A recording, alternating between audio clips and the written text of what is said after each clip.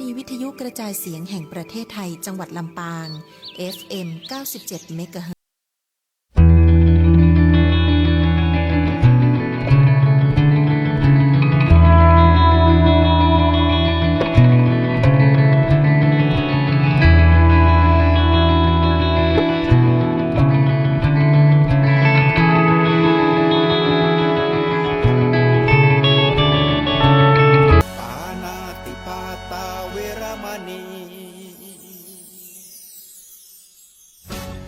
อธินาทานา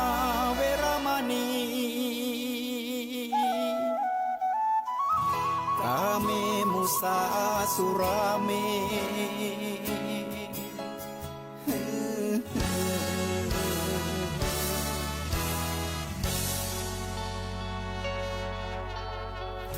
ศีลคือข้อห้ามธรรมคือข้อให้พุทธองค์ตรัสไว้ชี้ทางใจให้ภาคเพียรเบญจศีลเบญจธรรมท่องจำสมัยเราเป็นนักเรียนธรรมะไม่เคยแปรเปลี่ยนแต่เรายังจำได้มาทวงคำมันหมู่บ้านศีลห้าคือเป็นพันธะชาวพุทธทุกคนทั่วไทยสำนักพุทธขับเคลื่อนธรรมจุดเทียนสว่างที่กลางหัวใจสังคมจะร่มเย็นได้ศีลธรรมในใจต้องมีเบญจศีลว่ายังไงไหนลองท่องมาข้อหนึ่งห้ามฆ่าสัตว์ข้อสองห้ามลักทรัพย์ข้อสามห้ามประพฤติผิดในกามข้อสี่ห้ามพูดเท็จข้อห้าห้ามดื่มสุราแล้วเบญจะทำทั้งห้า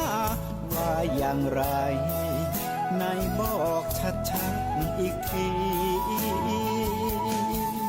ข้อหนึ่งเมตตากรุณาข้อสองสัมมาอาชีพข้อสามกามสังวรข้อสี่ต้องมีสัจจะข้อห้าสติสัมปชัญญะศีลห้าข้อทำห้าข้อทำใจทำได้สักข้อหรือยังมีศีลสุขล้ำมีธรรมสุขใจวอนพี่น้องไทยช่วยกันใส่ใจจริงจังยุคสมัยสื่อออนไลน์ทั้งโทรโจมตีใจเราทุกทางมีศีลมีธรรมเคียงข้างชีวิตพบทางสุขใจ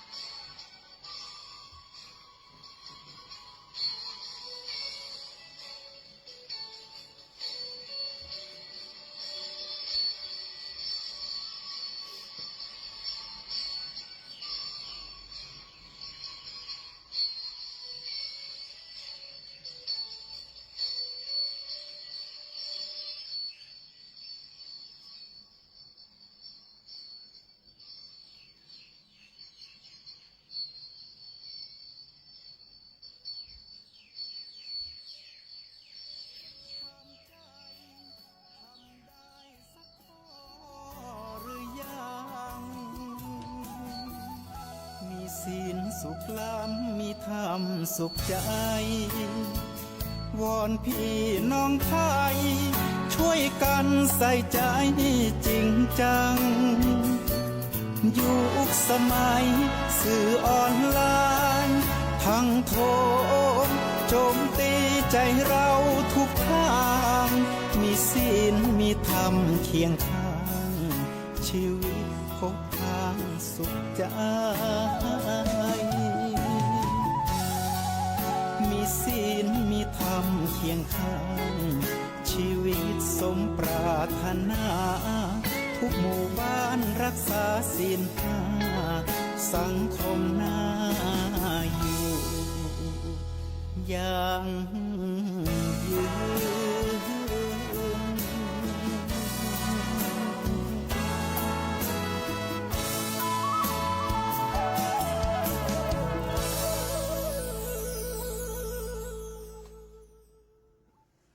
ขอยกมือ10 นิ้ว กราบนอบน้อมต่อองค์พระรัตนตรัย อันมีพระพุทธเจ้าพระธรรมเจ้าและพระสังฆเจ้า อันเป็นที่ปกห่มเกล้าเกษาของเหล่าบรรดาพุทธศาสนิกชนคนดีทุกท่าน ขอถวายความเคารพมายังพระมหาเถระพระเถรานุเถระครูบาอาจารย์เจ้าจุตนจุองค์ ขอเจริญพรมายังพุทธศาสนิกชนคนดีมีศีลมีธรรมทุกผู้ทุกท่านที่กำลังติดตามรับชมรับฟังรายการธรรมยามเจ้า ผ่านคลื่นสถานีวิทยุ กระจายเสียงแห่งประเทศไทย หรือสวทลำปาง FM 97.0 เมกะเฮิรตซ์ แล้วก็ตั้ง Facebook ไลฟ์ของอาตมาภาพพานุวัฒน์แสนคำพระครูสิริธรรมบัณฑิต อาจารย์ประจำวิทยาลัยสงฆ์นครลำปาง มหาวิทยาลัยมหาจุฬาลงกรณราชวิทยาลัย เจ้าวาดวัดมิ่งเมืองมูลตำบลพี่ชัยอำเภอเมืองจังหวัดลำปางเข้ามาปะกันรายการธรรมยามเจ้า โดยอาตมาภาพจะออกทุกวันเสาร์เวลา5 ถึง 6 โมงเจ้า ส่วนวันอื่นๆเวลาเดียวกันนี้ก็น่าจะมีครูบาอาจารย์หลายตนหลายองค์ เป็นต้นว่าท่านอาจารย์พระครูวิบูลย์ปริยัตยากรเจ้าคณะตำบลเวียงเหนือ เจ้าวัดวัดดอกเป้าผู้อำนวยการโรงเรียนวิสุทธิวิทยากรอันนั้นเปิ้นก็ออกเป็นประจำวันนี้เปิ้นก็ได้ถวายเวลาเพื่ออาตมาได้มาพบปะศรัทธาญาติโยมทุกวันเสาร์เวลา5 ถึง 6 โมง ก็ได้นำเอาธรรมะมาฝากในยามเจ้าตามชื่อของรายการธรรมะยามเจ้า ซึ่งก็เป็นธรรมะเป็นโอสถเป็นยาที่พระพุทธองค์พระพุทธเจ้าเพิ่นได้บอกสูตรยาปรุงไว้แล้ว เพียงแต่พระสาวกพระสงฆ์องค์เจ้าพระนักเผยแผ่ก็เอาสูตรยานั้นมาบอกศรัทธาญาติโยมทั้งหลาย เพื่อที่ท่านทั้งหลายจะเอาไปประยุกต์ใช้ในชีวิตประจำวันได้ ยาบางตัวก็เป็นยารักษาเป็นยารักษาโรคทางจิตทางใจบางเตือศรัทธากำลังป่วยอยู่อันนี้ป่วยนี้หมายถึงป่วยทางจิตทางใจป่วยทางจิตทางใจป่วยทางกายนี่ก็มีอยู่เป็นประจำมีการ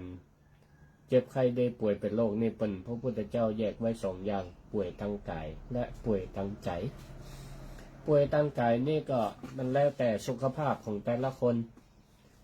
พ้องก็สุขภาพดีนะติดนี่ตึงติดบ่มีโรคภัยไข้เจ็บมาเบียดเบียนนะก็สุขภาพดีเดือนนี้ตึงเดือน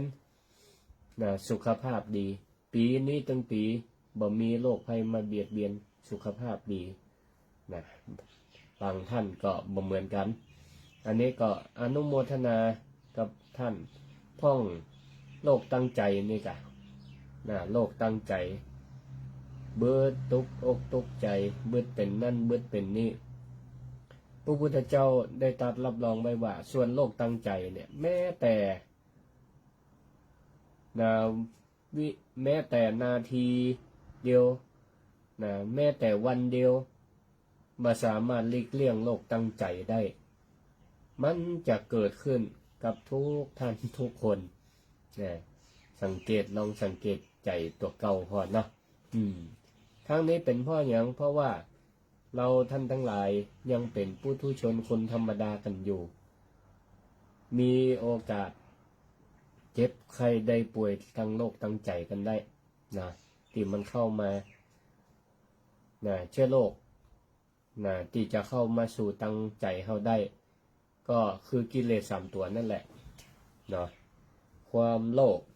ความฮักความโลภความอยากได้ความอยากมีความอยากเป็นความโกรธนะความโกรธโทสะนะจังกันนะบ่ถูกกันอย่างนี้เป็นต้นความหลงนะโมโหตามความเป็นจริงมีมิจฉาทิฐิมาครอบงำมีความหันผิดนะอันนี้แหละ3อย่างบาตัวได้กว่าตัวหนึ่งเข้ามาก่อกวนในจิตในใจเฮาก็ทำให้เฮาป่วยเป็นโรคตั้งใจพระพุทธองค์ก็แนะนำปรุงยารักษาบางยาบางตัวนี่ไม่ได้เป็นยารักษาโรคแต่เป็นยาเสริมยาเป็นห้องว่าเป็นอาหารเสริมเหมือนปัจจุบันสถาบันมีโรคภัยไข้เจ็บแต่อยากให้สุขภาพดีเปิ้นก็กินอาหารเสริมกันเนาะอันนี้ฉันใดธรรมะเนี่ยบ่จำเป็นจะต้องรอมีความทุกข์ก็ได้บ่ต้องรอมีความทุกข์แล้วเอายานั้นไปรักษาเอาไปแก้ความทุกข์แต่ว่ายาบางตัวธรรมะโอสถบางตัวเป็นเหมือนอาหารเสริมศรัทธาฟังเอาแล้วก็เอาไปประยุกต์ใจในชีวิตประจำวันชีวิตดีๆขึ้นอยู่แล้วในปัจจุบันชีวิตดีๆอยู่แล้วเมื่อได้ฟังธรรมะจากครูบาอาจารย์หลายตนหลายองค์ทำมันได้เป็นประโยชน์มันเข้ากับยุคกับสถานการณ์เข้ากับจิตกับใจของตัวเฮาก็เอาไปประยุกต์ใช้ก็ถือว่าท่านทั้งหลายเป็นการกินยาเป็นห้องว่าเป็นอาหารเสริมเป็นอาหารเสริมก็จะทำให้สุขภาพดีๆอยู่แล้วก็ดียิ่งขึ้นไปสุขภาพจิตสุขภาพใจของเฮาดีปกติอยู่แล้วฟังธรรมะก็เพิ่มระดับทำให้สภาพจิตใจดียิ่งขึ้นไปอันนี้ก็ประโยชน์ของการได้ฟังธรรมะคนหลายๆคนก็มีความประสงค์ต้องการในสถานที่ต่างๆกันบ่เหมือนกันเวลาที่เฮาอยากได้คนมาอยู่กู้กับเฮาพ่องใครได้กู้ครองพ่องใครได้เปื้อนพ่องใครได้มิตรสหายณสถานการณ์เวลาหนึ่งมาบางพ่องก็ต้องการคนมาช่วยแก้ปัญหาบ่ใช่มาเพิ่มปัญหาก็แล้วแต่สถานการณ์ว่าถ้าวันนี้บ้านของเฮามีปัญหาบางเทื่อในบ้านในจองนี่ก็มักจะมีปัญหาจิปาทะเล็กๆน้อยๆพ่องใหญ่ๆพ่องเช่นน้ำบ่ไหลไฟบ่สว่างเฮาก็ต้องอย่างตัวหาช่างหรือคนที่เปิ้นเชี่ยวชาญในเรื่องประปาก็ดีในเรื่องไฟฟ้าก็ดีมาช่วยแก้ปัญหาบ้างหลังคาหัวก็ต้อง นึกถึงไผช่างก่อสร้างนะช่างแต่งบ้านแต่งจองอย่างนี้เป็นต้นในทำนองเดียวกันชีวิตของเฮาถ้ามีปัญหาสถานการณ์หลากหลายที่เฮาต้องการนะคนเข้ามาช่วยเหลือนะดูแลในสถานการณ์ต่างๆนะเฮาก็ต้องการคนที่เปิ้นมีความรู้ที่เปิ้นมีประสบการณ์เคยมีความทุกข์เหมือนกับเฮามาก่อนเฮาถึงจะมีความอุ่นอกอุ่นใจนะมั่นใจได้ว่าเปิ้นมีประสบการณ์ผ่านนะปัญหาอุปสรรคเรื่องนี้มาก่อนแล้วเปิ้นมีวิธีใดนะที่จะข้ามพ้นจากปัญหาอุปสรรคนี้ไปได้เฮาก็ลองฟังแนวคิดวิธีการของเปิ้นแล้วเอามาประยุกต์นะใช้สำหรับเฮาได้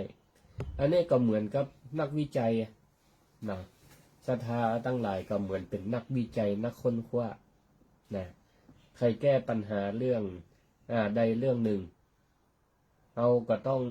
ไปค้นคว้าหนึ่งการวิจัยเนี่ยมันต้องดูสถานการณ์ที่เราค้นคว้าปัจจุบันโดยต้องไปเปิดห้องว่ารีวิว ต้องไปดูไปพอสิ่งที่เปิ่นได้ทำสิ่งใกล้ๆกันเนาะงานวิจัยที่คนอื่นเปิ่นทำลักษณะใกล้กันกับเรามาก่อนเราก็ไปดูไปศึกษาว่าเปิ่นทำเรื่องนี้แล้วผลมันเป็นจะใดมันสอดคล้องกับสิ่งที่เรากำลังทำอยู่ก่อนนี่ถ้าเราได้แนวทางเราก็ลองเอามาทำกับของเราพอนะบางเทื่อผลอาจจะคล้ายกันก็ได้บ่คล้ายกันก็ได้นะบ่เหมือนกัน 100% ก็ได้แต่ก็เป็นประโยชน์เพราะถือว่าเราท่านทั้งหลายได้มีครูบาอาจารย์มีปราชญ์นะได้อาศัยข้อมูลเก่านะเอามาดูแล้วก็จะทำให้เรานั้นนะปฏิบัติได้ถูกต้องตามแนวทางที่เปิ้นได้วางเอาไว้แม้แต่พระพุทธองค์ก็ถือว่าเป็นสัพพัญญูนะพระองค์รู้เรื่องทั้งหมดนะพระองค์ก็ตรัสสอนเป็นอย่างเขาก็เข้าไปศึกษาอันใดมาประยุกต์ใช้แก้ปัญหาในชีวิตของเขาได้ยานั่นก็คือยารักษาโรคทางใจสิ่งใดที่จะเสริมเพิ่มพลังจิตพลังใจที่เฮาดีอยู่แล้วเพื่อมันดียิ่งขึ้นไปเนาะมีกำลังอกกำลังใจในการมุ่งมั่นทำการทำงานแต่ละมื้อแต่ละวันอันนั้นจึงว่าท่านทั้งหลายกำลังกินยาอาหารเสริมนะเป็นยาเป็นอาหารเสริมเพิ่มสมรรถนะในการดำเนินชีวิตของเฮาให้ดียิ่งขึ้นไปอย่างนี้ก็เหมือนกับที่เฮาท่านทั้งหลายกำลังประสบปัญหาอุปสรรคแต่ละวันเนี่ยก็ต้องการช่างอย่างที่ได้ยกตัวอย่างตะเกียน้ำบันไลก็เสาะหาช่างประปาไฟบ่สว่างก็เสาะหาช่างไฟมาช่วยแก้ไขปัญหาให้มันสามารถใจได้นี่ถ้าเรามีปัญหาแล้วมีคนมาช่วยในยามคับขันแล้วเขาก็จะจำเปิ่นได้ง่ายศรัทธาเกยก่อนเวลามีปัญหาอุปสรรคมีคนเข้ามายื่นมือเข้าช่วยเหลือโดยบ่ได้หวังผลตอบแทนเวลาเราพ้นจากเคราะห์พ้นจากปัญหาอุปสรรคนั้นได้แล้วเขาจะจำคนนั้นได้บ่ลืมว่าได้เข้ามายิบยื่นช่วยเหลือแนะนำเพื่อเขาพ้นจากวิกฤตก็เหมือนกับเขาเป็นโรคตั้งใจเนี่ยเปิ้นก็เอาธรรมะโอสถมายืนมาแนะนำเพื่อเขาก็เอาไปปฏิบัติตามก็หายเขาก็จะได้หันนำจิตนำใจคุณงามความดีของกันและกัน เวลาในยามที่มีหนี้มีสินก็ดีในยามขับขันเรื่องการเงินการทองก็ดีบางห้องเปิ้นก็คือเปิ้นบ่ลำบากเปิ้นแล้วก็พร้อมที่จะช่วยเหลือเฮาเปิ้นก็มาหยิบยืนแบ่งปันให้นะอันนี้ก็บ่ลำบากทั้งตัวเก่าและก็คนอื่นนะพ้องก็ผ่านพ้นวิกฤตนั้นได้ก็จดจำบุญคุณกันได้นะเมื่อมีโอกาสศรัทธาญาติโยมทั้งหลายไผที่มีบุญคุณกับเฮาในเวลาที่ยามเฮาขับขันนี่นะคือมีโอกาสก็คือตอบคือตอบคุณก็อย่างเนี้ยเฮาก็จะได้เกื้อกูลเป็นที่ฮักของเปิ้นก็เป็นที่ฮักของเฮากันไปอย่างนี้พระพุทธองค์เคยตรัสเป็นภาษาบาลีก็แปลความได้ว่าในยามขับขันเฮาก็ต้องการคนกล้าหาญในยามปรึกษากิจการเฮาก็ต้องการคนที่บ่ตื่นตระหนกในยามที่มีข้าวน้ำอุดมสมบูรณ์เฮาก็ต้องการคนเป็นที่ฮักในยามมีเรื่องราวเฮาก็ต้องการบัณฑิตอย่างนี้ในข้อแรกในยามที่มีภัยมีวิกฤตการณ์เฮาก็ใครได้คนกล้าเหมือนเวลาที่บ้านเมืองในสมัยอดีตการในประวัติศาสตร์เฮาก็หันบุคคลผู้กล้าหาญหลายมือหลายคราวบ่ว่าจะเป็นบูรพระมหากษัตริย์องค์ก่อนเป็นต้นว่าสมเด็จพระมหานเรศวรสมเด็จพระนเรศวรมหาราชเป็นต้นเจ้าบ้านบางละจันก็ดีแม้แต่ลำปางเฮานี่ก็มีป่อนานติบจ้าง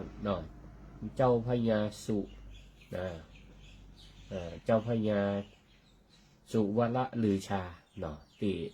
เฮาท่านทั้งหลายก็โจดจำเป็นได้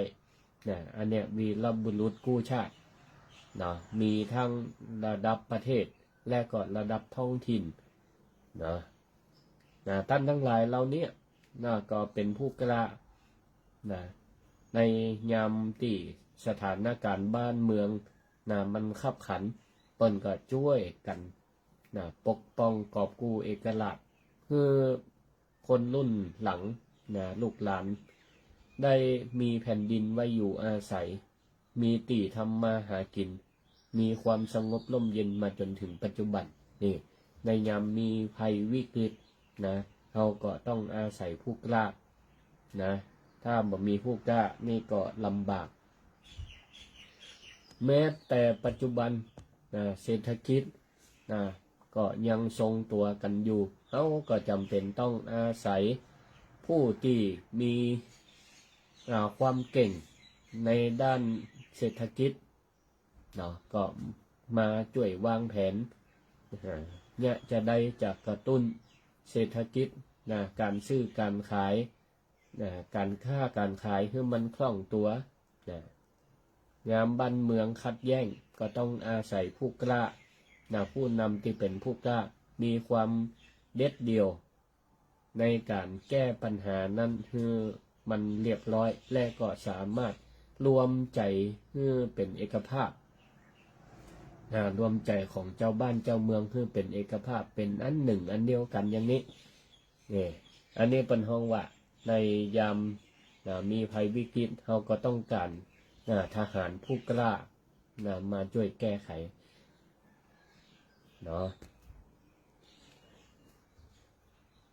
ส่วนบุคคลตัวอย่าง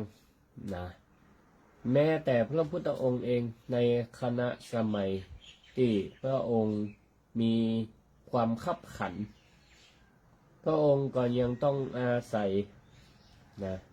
บุคคลผู้กล้ามาช่วยหรือแม้แต่บังคับขันก็ตามก็มีพุทธอุปถากก็คือพระอานนท์นี่ถือว่าเป็นบุคคลที่ หนึ่งมีความกตัญญูกตเวทีนะเพราะมีความผูกพันสัมพันธ์กับพระพุทธเจ้านะก็เป็นพระพุทธอนุชาเข้ามาบวชแล้วก็ยังมาเป็นอาสาเป็นพุทธอุปถากของพระพุทธเจ้าเวลาพระองค์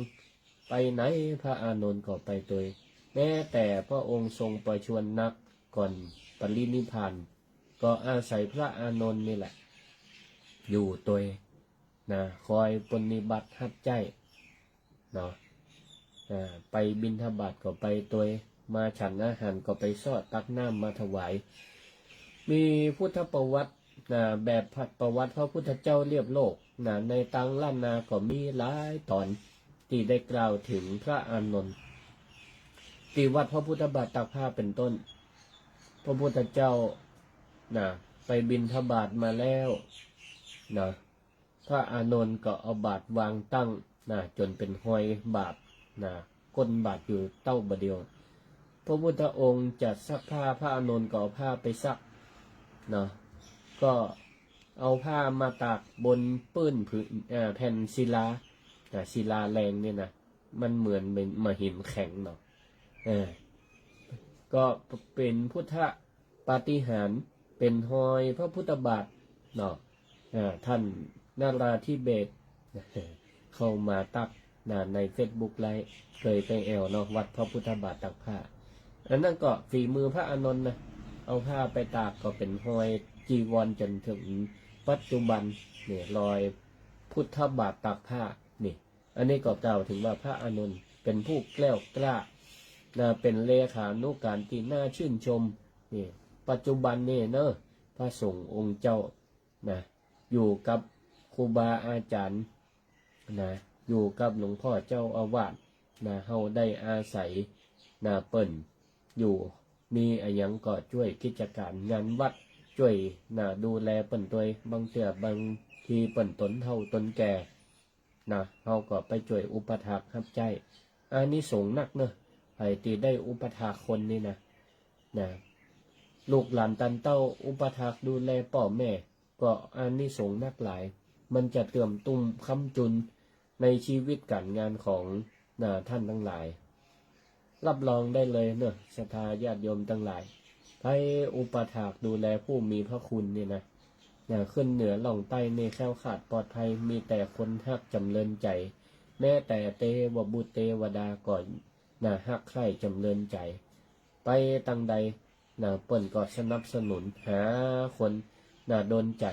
เพื่อคนได้มีเมตตาฮักใคร่สงสารจะทำการอันใดก็สำเร็จ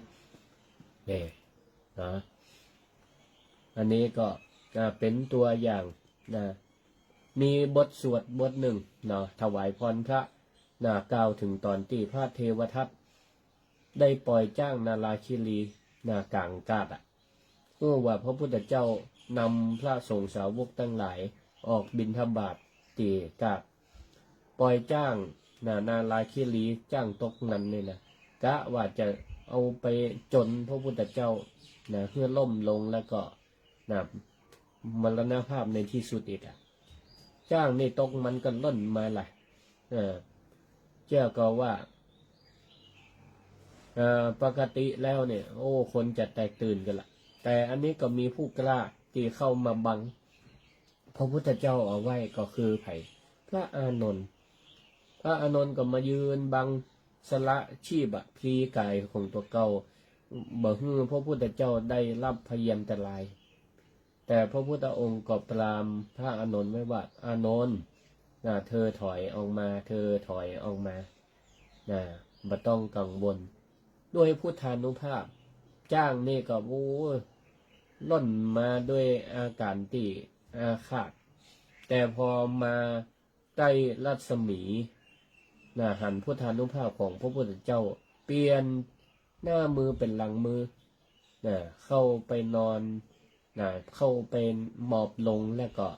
กราบไหว้จบพระพุทธเจ้านี่เป็นพุทธานุภาพเป็นพุทธานุภาพก็แคล้วคลาดปลอดภัยไปต่อมาจ้างนี่ก็เปลี่ยน นิสัยจากจ้างตกมันก็เป็นจ้างที่ดีก็เป็นตัวอย่างหนึ่งนะศรัทธาญาติโยมทั้งหลายนะต่อไปข้อที่สองในยามที่ปรึกษาราชการหรือกิจการสำคัญเฮาก็บัดแตกตื่นเรื่องบางเรื่องเนี่ยเวลาเฮาเดือดเนื้อห้อนใจนะไปปรึกษาไผคนนั่นก็ต้อง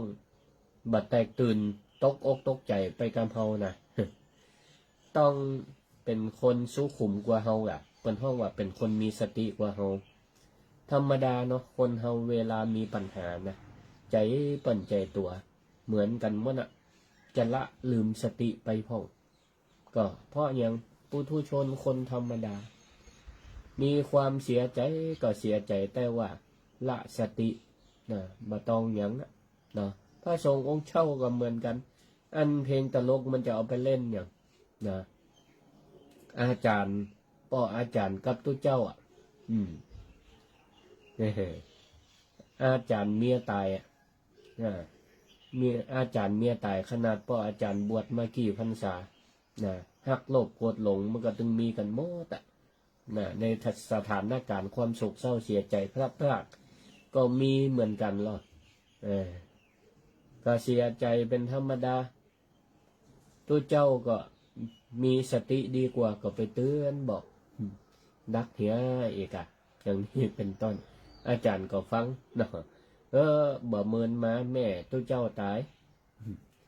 ตัวเจ้าก็ให้ก็เนี่ยตัวเจ้าก็ให้เหมือนกันนะเนี่ยศรัทธาญาติโยมทั้งหลายบอกว่าจะพระสงฆ์องค์เจ้าคนบ้านปุถุชนถ้าจิตใจยังเป็นปุถุชนคนธรรมดามันก็มีความหักโลภโกรธหลงเสียอกเสียใจเป็นธรรมดาอาจารย์มีสติดีกว่ามาเตือนตัวเจ้าดักเหียตัวเจ้าตัวเจ้ายังแล้วแต่อันนั้นไม่อันนั้นเมียจริงอันนี้แม่500ก็เป็นเจี้ยเป็นตลกกันไปเนี่ยก็เป็นการสะท้อนว่าความเสียอกเสียใจเนี่ยมันเกิดขึ้นได้ก็ทุกคนแต่เวลาเขาต้องการคนที่จะเป็นที่ปรึกษาเขาได้เนี่ยคนนั้นต้องมีสติดีกว่าเขาเพราะในขณะนั้นบางทีเขาก็เสียศูนย์อยู่เหมือนกัน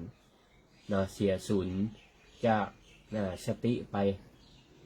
คนที่จะเป็นที่ปรึกษาก็ต้องมีสติดีกว่าเมื่อมีสติดีแล้วก็ใจธรรมะโอสถของพระพุทธเจ้านี่แหละมาเยียวยารักษามาช่วยรักษาเขาให้มันหายให้มันหายบ่คนที่จะให้คำปรึกษาต้องบ่ตกอกตกใจไปตัวเขามันซ้ำจับปลาให้เปิ้นห้องว่าจักใบให้เรือเสียอีกจักใบให้เรือเสียคนที่ต้องเป็นคนที่เป็นที่ปรึกษาได้เก็บความลับเขาได้ตัวนะบ่ใจว่าได้ยินอย่างเขาแล้วนี่เอาไปบอกต่ออู้นี่หายกาบนี่บดีบางพ่องเนี่ยโอ้ความเสียอกเสียใจของคนเปิ่นเนี่ยบางอย่างเปิ่นก็ต้องการเป็นความลับเนาะที่ปรึกษาก็ต้องเก็บไว้รับปลอบโยนใจธรรมะคอยเตือนสติเมื่อเปิ่นหายความโศกเศร้าเสียใจพ่องก็มีอยู่ศรัทธาก็ละมัดระวังไว้ก็มีคนสองแบบคนว่าอย่าไปเปิดเผยหรือปรึกษาคนตีขี้ตกอกตกใจเป็นกระต่ายตื่นตูมถ้าบ่จำเป็นก็บ่ต้องไปบอกแล้วจะทำให้เฮาตกใจเสียใจไปตัวเสียใจไปแล้วเสียใจซ้ำไปแหมหมดกำลังใจบางเทีเนี่ยเรื่องมันน้อยเดียวไปปรึกษาพิษคนก็ซ้ำผสมลงอย่าให้เฮานี่ตกอกตกใจอย่าให้เฮานี่วิตกจิตตกซ้ำไปแหมอย่างนี้เป็นต้นส่วนคนเห็นแบบหนึ่ง คนที่อู้พร่ำนะเอาความลับไปบอกนะเอาความลับไปบอกเฮากะว่าไว้ใจที่สุดละนะเรื่องบางเรื่องเนี่ยความเสียอกเสียใจนะมันเป็นเรื่องที่บ่ควรเปิดเผยไปปรึกษาพี่คนก็เอาไปเล่านะอูนี่หายกาดนี่นะตั้งแต่หัวบ้านใต้บ้านหู้กันหมดเลยอย่างอีนี่บดี เนาะก็เวลาจะปรึกษาก็ต้องพิจารณาดีๆนะต้องได้คนที่เปิ่นมีสติดีกว่ามีธรรมะนะมีธรรมะนักกว่าเฮาแล้วก็คอยแนะนำส่วนข้อที่3ในยามที่เข้าน้ำอุดมสมบูรณ์เฮาก็ต้องการคนเป็นที่ฮักหมายความว่าจะไดหมายความว่าเวลาเฮาอยู่ดีมีสุขตะกี้มีปัญหานะอยู่ตะกี้มีปัญหาอยู่ห้อนนอนตกตอนนี้อยู่ดีมีสุขเฮาก็บ่ลืมบัลละนะคนที่เคยร่วมทุกข์ร่วมสุขกับเฮาคนที่เคยเคียงบ่าเคียงไหลกับเฮาคนที่เคยให้คำแนะนำเฮาในยามที่เฮาเนี่ยลำบากลำบากกายลำบากใจตอนนี้เฮาอยู่ดีมีสุขประสบความสำเร็จแล้วเฮาก็จะไปลืมคนทั้งหลายเหล่านี้เป็นพ่อเป็นแม่ก็ดีญาติพี่น้องเป็นเปื้อนป้องบริวารก็ดีนะเวลาเฮาอยู่ดีมีสุขประสบความสำเร็จนะจะไปฉลองคนเดียวเป็นแบบได้เลื่อนยศเลื่อนตำแหน่งก็ได้รับความยินดีความยกย่องจากคนอื่นกันเฮาก็พยายามเชื่อเชิญชวนคนที่มีพระคุณอยู่เบื้องหลังแห่งความประสบความสำเร็จของเขาเนี่ยมาร่วมอนุโมทนามาร่วมมุทิตาจิตกับเฮามาแสดงความยินดีกับเฮาเปิ้นว่าเวลาประสบความสำเร็จจัดอย่างแล้วจะไปเงี้ยแบบเงียบๆเวลามีความทุกข์ขึ้นมีแบบเงียบๆแต่ว่าเวลาประสบความสำเร็จก็จะไปทำแบบเงียบๆก็ไม่ได้ถึงกับว่าต้องจัดแบบกระเลิกเวอร์วังอลังการอย่างกรรมปัจจุบันเป็นว่าถึงกับต้องเบียดเบียนตัวเก่าและก็คนอื่นเพียงแต่ว่าในข้อเนี้ยเป็นว่าเวลาเราประสบความสำเร็จก็ต้อง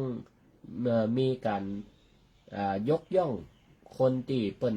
สนับสนุนเราตัวเองต้องเพื่อเปิ่นได้ปรากฏชัดต่อคนทั้งหลายเขาเกียรติยศชื่อเสียงของเขา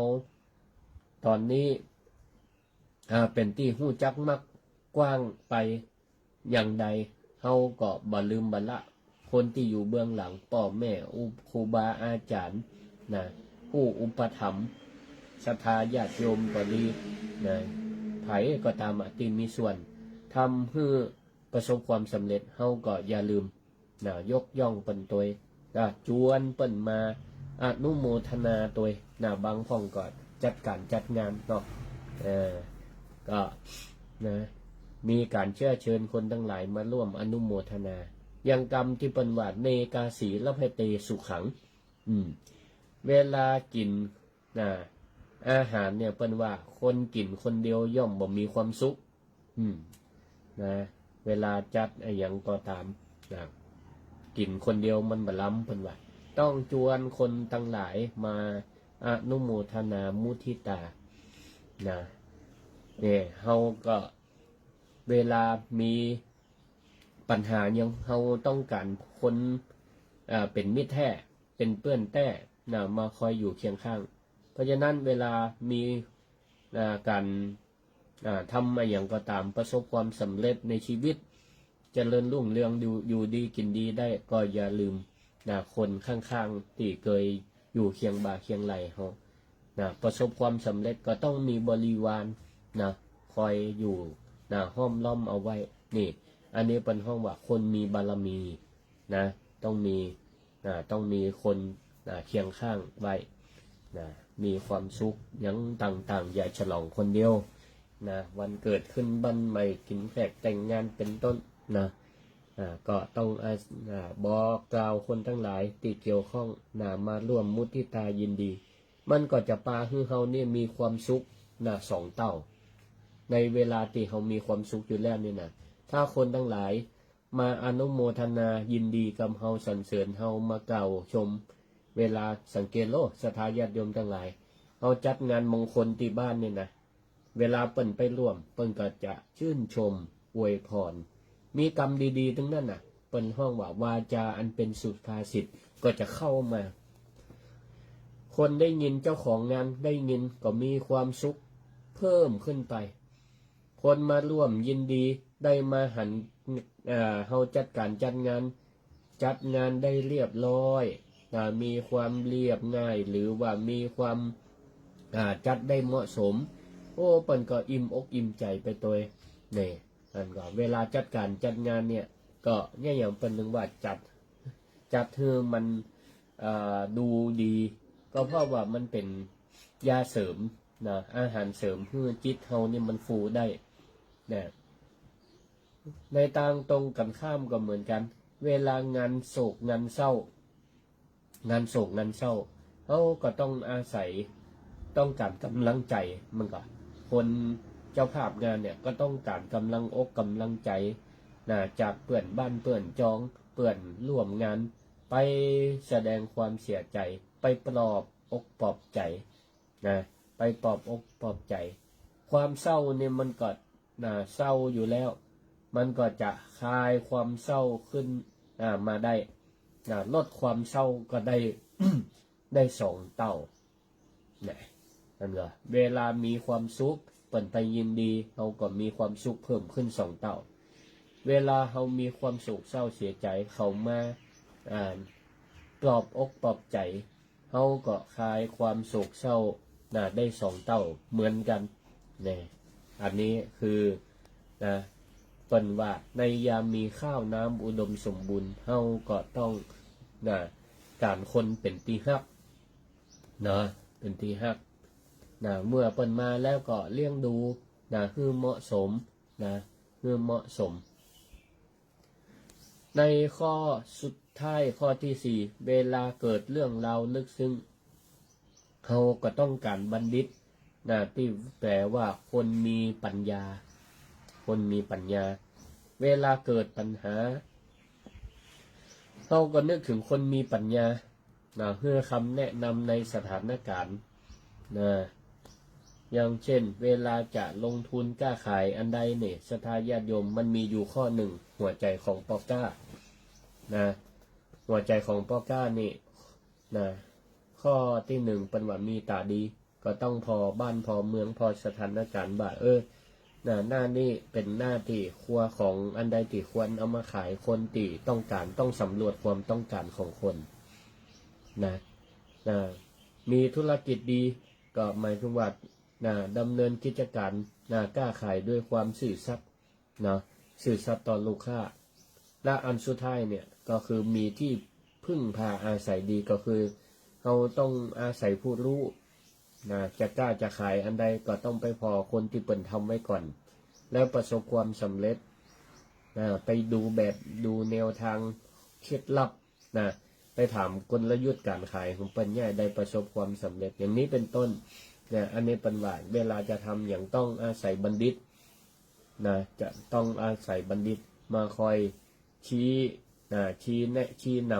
ำเรื่องบางเรื่องมันลึกซึ้งเกินสติปัญญาของเราจะตัดสินใจอย่างบางเตื้อก็กล้ากลัวเพราะมันมีประสบการณ์ทำดีก็จะบ่ทำดีก็จะทำก็กลัวขาดทุนกลัวล้มเหลวขั้นจะบ่ทำก็กลัวเสียโอกาสก็ต้องอาศัยที่ปรึกษาที่เป็นบัณฑิตมีสติมาคอยแนะนำเราแล้วเราก็จะประสบความสำเร็จได้เพราะอาศัยบัณฑิตเหล่านี้แล้วก็การเดินทางของเราการดำเนินชีวิตของเรามันก็เป็นไปตามแผนที่ถือว่าชีวิตนี้มี GPS GPS สถาหู้จักเนาะไปทางใดหมู่หู้ตีหู้ทางถาม GPS เปิด Google Map กาอันอย่างต่างๆเนี่ยนะคอยแนะนำทางบางทีเราก็ต้องตั้งรักตั้งค่าดีๆเอาตั้งรักเป็นใหญ่เนอะเนี่ยคือมันปาไปก็เหมือนกับเราต้องอาศัยบัณฑิตนักปราชญ์ที่เป็นมีผู้รู้ที่เป็นผู้รู้จริงๆเหมือนกับ GPS เอาเส้นตั้งรักตั้งใหญ่ตั้งสะดวกถ้าบัดตั้งค่าจะอันเนี่ยปรึกษาไปเลยปาไปแถวซอกซอยป่ะน่ะก็เหมือนกับเฮาก็ถามสเปะสปะได้ตึงนักปราชญ์ได้ตึงคนหูของโมโหหลายอย่างนี้มันก็ปาเสียเวลาเสียโอกาสเพราะฉะนั้นเวลาที่เฮาเกิดปัญหาต่างๆศรัทธาญาติโยมทั้งหลายก็คือท่านทั้งหลายได้ใจหลัก4ข้อที่อาตมาได้ว่าไปเบื้องต้นตะกี้เนาะว่าข้อที่1ในยามที่มีภัยมีวิกฤตการณ์เราต้องอาศัยผู้กล้าในการนำทำนำคิดนำปฏิบัติข้อที่2ในเวลาที่เราเวลาปรึกษาหารือกันก็เราบ่ต้องการคนที่ขี้ตกอกตกใจหรือว่ามีสภาพจิตเหมือนกับเขามันจะปาฮื้อมันเสียการเสียงานจักใบฮื้อเรือเสียข้อที่3ในยามที่เข้าน้ำอุดมสมบูรณ์ก็คือเวลาที่เราประสบความสำเร็จก็อย่าลืมคนที่คอยเกื้อกูลสนับสนุนเราเวลาสุภาษิตจีนเป็นว่ามีสุขร่วมเสพมีทุกข์ร่วมต้านก็หมายถึงข้อนี้ส่วนข้อสุดท้ายก็คือในยามที่เราเกิดเรื่องราวลึกซึ้งซับซ้อนมันยากที่จะแก้ไขด้วยตัวเองก็ต้องอาศัยครูบาอาจารย์บัณฑิตนักปราชญ์คอยแนะนำเอาละก็ได้ชี้แจงแนะนำธรรมะจะเป็นธรรมะโอสถสำหรับศรัทธาญาติโยมบางคนที่กำลังเป็นโรคตั้งใจอยู่ก็ได้หรือบางท่านแบบได้เป็นโรคตั้งใจแบบมีความตุกอกตุกใจก็ถือว่าธรรมะโอสถที่ได้อู้วันนี้เป็นธรรมะโอสถเป็นอาหารเสริมเป็นยาบำรุงแล้วกันเป็นยาบำรุงตั้งใจเพื่อท่านเสริมตั้งใจเพื่อท่านมีความเข้มแข็งในการดำเนินชีวิตเพื่อมีความกั้นกุ้งรุ่งเรืองต่อไปมีปัญหาอุปสรรคอันใดก็นึกถึงธรรมโอสถที่ครูบาอาจารย์ตั้งหลายพระนักเผยแผ่ทุกท่านได้เอามานำเสนอให้ท่านทั้งหลายได้ฟังเป็นธรรมโอสถของพระพุทธเจ้าทั้งนั้นเอาละก่อท้ายรายการนี้ก็จะเปิดไมค์ให้ศรัทธาญาติโยมทั้งหลายได้แลกเปลี่ยนความคิดความเห็นกันใครฟังมีความคิดอันใดอยากจะเพิ่มเติมปรุงยายาเสริมยาอาหารเสริมนี่เพื่อมันมีคุณภาพนักขึ้นก็แนะนำกันได้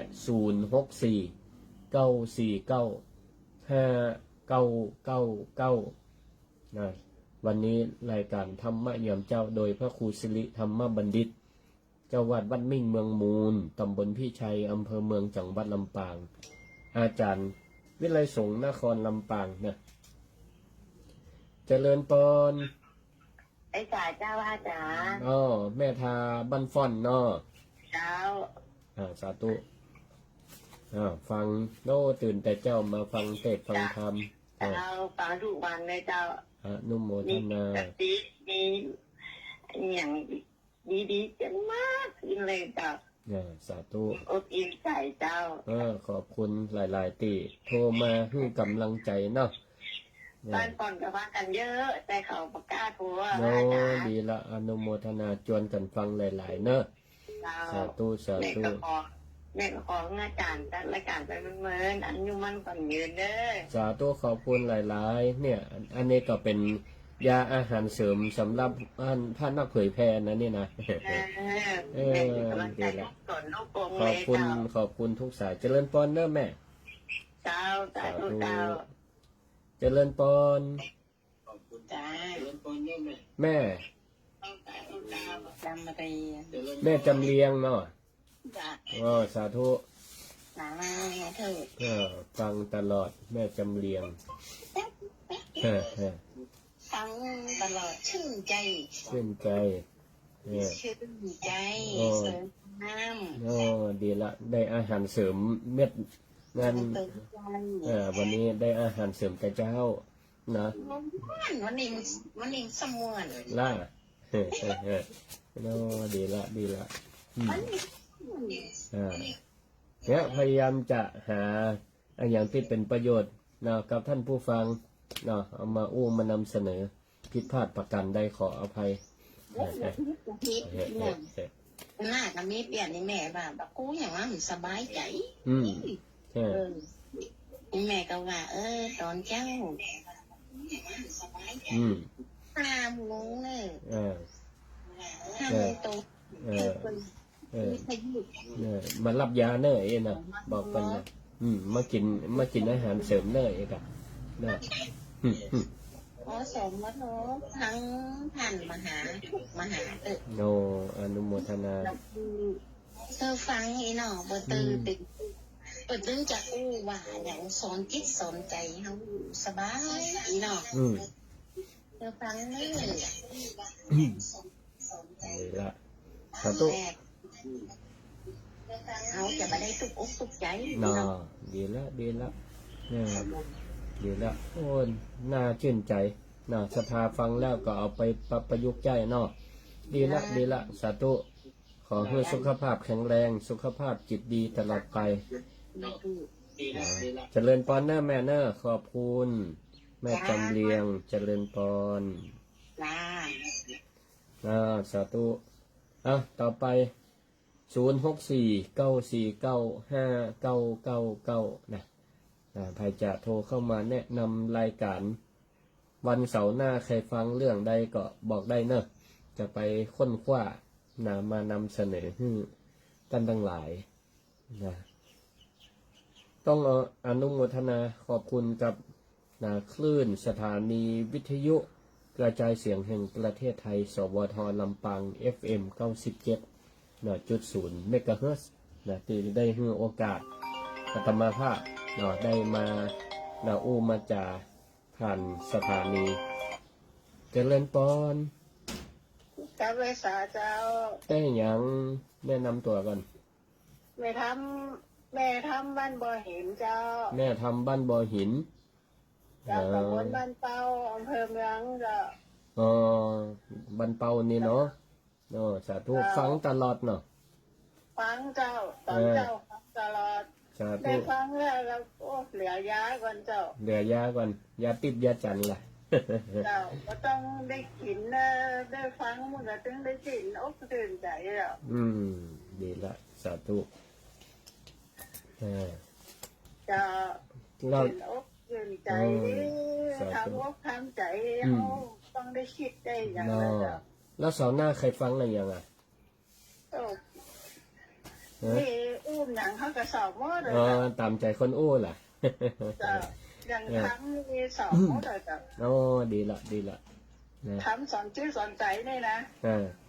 เมื่อก่อนเขาเลยใกล้เป็นคนขี้ไม่ขี้โคตรน่ะ มาเดี๋ยวนี้ทำใจได้ละเจ้าพวกแต่เจ้า ดีละโอ้ เจ้าอาหารเหิมเจ้า กินอาหารเสริมกูเจ้าเนาะฟังธรรมะกูเจ้าอนุโมทนา ตอนกลางคืนก็ฟังพระเจ้าตอนอื่นคุณก็สอนนะเจ้า ดีดี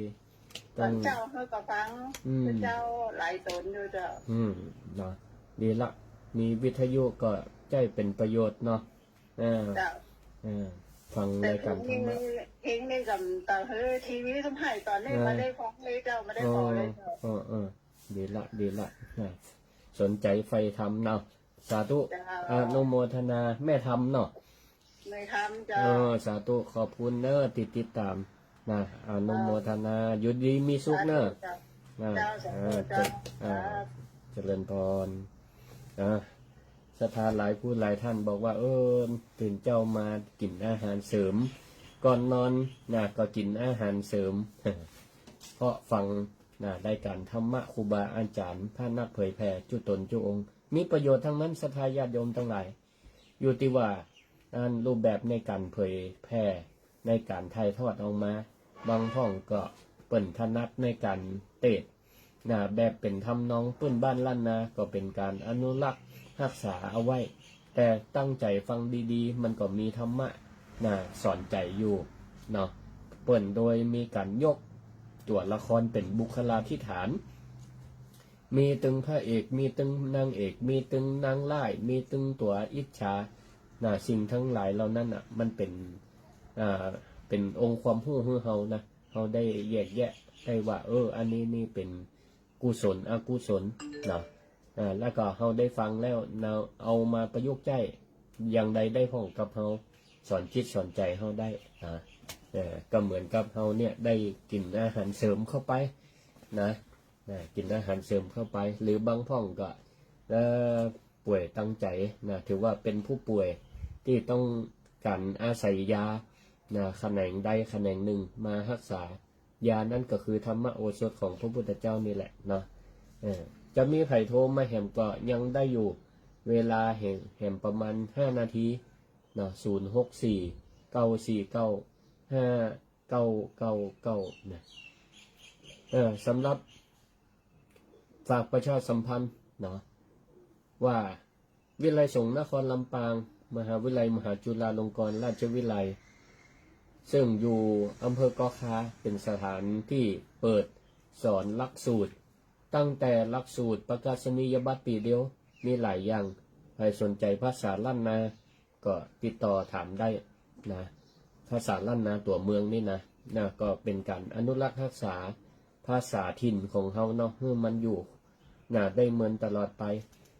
มีองค์ความรู้นักหลายนะไผ่อ่านกำเมืองได้แปลได้เนี่ยนะอ่านภาษากำเมืองได้มันมีสูตรสปะสปันสูตรยาทั้งยาแต้เนี่ยนะยารักษาโรคตั้งกายก็มียารักษาตั้งใจก็มียิ่งอาหารเสริมก็มีสูตรสปะสปันแม้แต่เรื่องโหราศาสตร์ยังมีอย่างหลายอย่างถ้าเราแปลได้ก็เป็นการทอดรหัสประกาศนียบัตรพระพุทธศาสนาก็มีปีเดียวประกาศนียบัตรวิปัสสนาก็มีเรียนแล้วได้องค์ความรู้ปรับวุฒิเรียนต่อปริญญาตรีใครสนใจเรียนปริญญาตรีลูกหลานเคยเรียนปริญญาตรีช่วงนี้ก็ยังรับได้อยู่ถ้าปนจากเดือนนี้แล้วเนี่ยก็บ่ได้ละถือว่าเข้าสู่การเรียนปีการศึกษา2567ใครเรียนปริญญาโทมาเรียนกับพระครูสิริธรรมบัณฑิตองค์นี้มีวุฒิป.ตรีทุกสาขามาเรียนต่อปริญญาโทด้วยกันได้ก็ติดต่อกันได้เลยสาขาพระพุทธศาสนาเนี่ยก็อย่างเงี้ยเฮามาวิเคราะห์ธรรมะคือมันเป็นประโยชน์ก็ศรัทธาญาติโยมท่านทั้งหลายก็วันนี้ได้ใจเวลาพบปะกันในรายการธรรมะยามเจ้าผ่านขึ้นสถานีวิทยุกระจายเสียงแห่งประเทศไทยหรือสวทลำปาง FM 6ขออภัย FM 97.0 เมกะเฮิรตซ์ธรรมะนี่ถ้าศรัทธาญาติโยมฟังพระครูสิริธรรมบัณฑิตนี่ก็พ่องก็ฟังประจำก็จะทราบว่าพระครูสิริธรรมบัณฑิตออกรายการนอกจากธรรมะยามเจ้าก็เป็นรายการศิริธรรมกำเมืองชื่อเฉพาะศิริธรรมกำเมืองตั้งฝากขึ้นสถานีวิทยุของFM 106.50 เมกะเฮิรตซ์สถานีวิทยุเพื่อการศึกษาวิทยาลัยสงฆ์นครลำปางก็เป็นสถานีหนึ่งที่มีสาระความรู้มากมายหลายอย่างและก็มีธรรมะโอสถของครูบาอาจารย์หลายตนหลายองค์ที่ได้มาออกรายการเพื่อศรัทธาก็ติดตามรับฟังกันได้ละก็ วันนี้ขออนุโมทนาขอบคุณศรัทธากูผู้กูคนนะ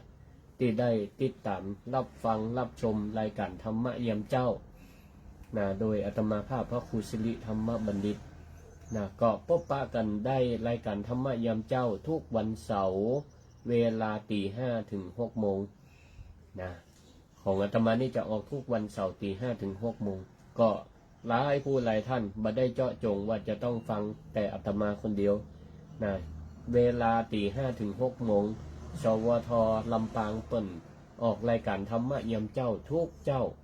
นะก็จะมีครูบาอาจารย์หลายตนหลายองค์นะแวะเวียนกันออกนะเปลี่ยนสลับกันออกนะก็เป็นประโยชน์ต่อทุกผู้ทุกท่านก็ขอในเจ้าวันนี้ศรัทธาจะไปทำการทำงานอันใดจะไปคิดไปเขียนไปอ่าน